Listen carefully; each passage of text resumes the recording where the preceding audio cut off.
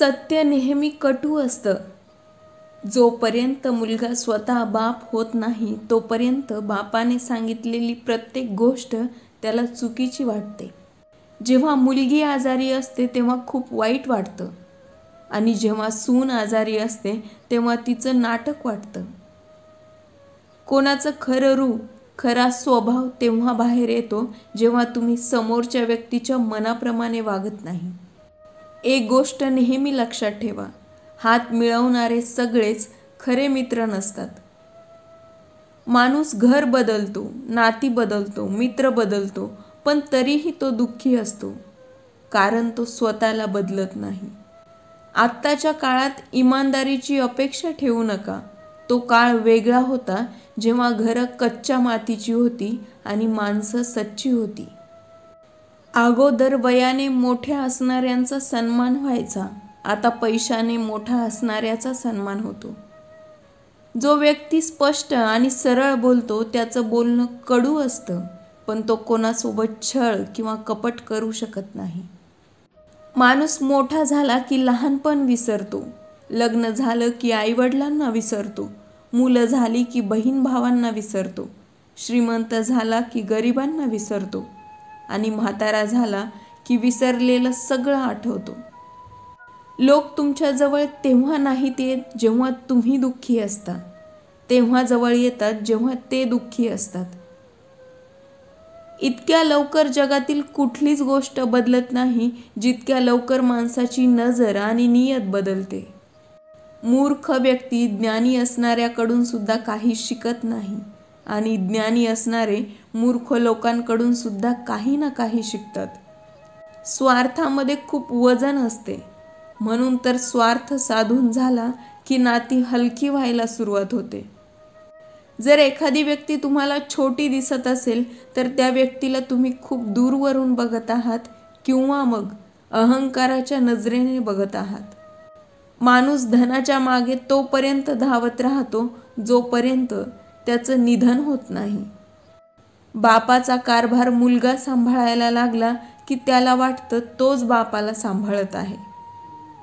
खरे किस्से तर दारूच्या दुकानात ऐकायला मिळतात, जिथं दारूचा ग्लास हातात असतो. खोटे किस्से तर न्यायालयात ऐकायला मिळतात, जिथं हातात गीता आणि कुराण असतात.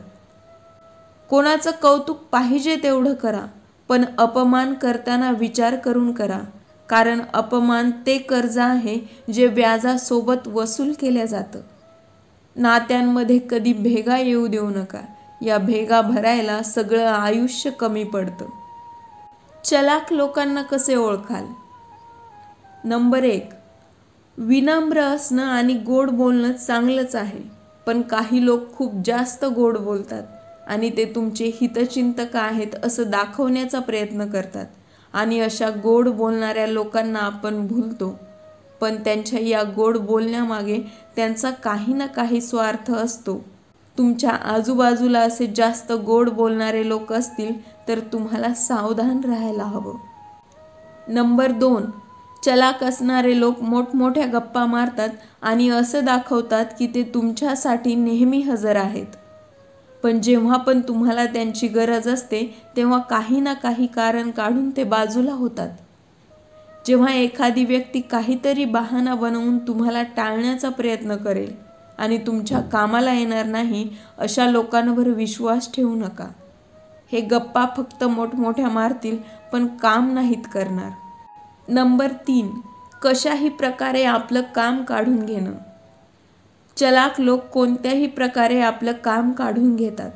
असे लोक आपलं छोटंसं काम करायचं असेल तरी समोरच्या माणसाला वैतागून सोडतात आणि कसेही करून आपले काम पूर्ण करून घेतात. असे लोक फक्त आपल्याच कामाला महत्त्व देतात, त्यांच्यासाठी दुसऱ्याचं काम काहीही महत्त्वाचं नसतं. नंबर 4, चलाख असणारे लोक हे विश्वासघातकी सुद्धा असतात. अशी लोक खरेपणाचा एक मुखवटा चढवून आपल्या आजूबाजूला वावरत असतात. तुमच्या सोबत असताना अशी लोक असं काही वावरतात की ते कायम तुमच्यासोबत असणार आहेत, पण तुम्ही त्यांच्यासाठी वर जाण्याची फक्त एक पायरी असतात. त्यांचं काम पूर्ण झालं की तुम्हाला ते त्यांचा खरा रंग दाखवतात. म्हणून अशा लोकांपासून कायम सावध आणि दूर राहिलेलं कधीही चांगलं. व्हिडिओ आवडला असेल तर चॅनलला लाईक, शेअर आणि सबस्क्राईब करायला विसरू नका.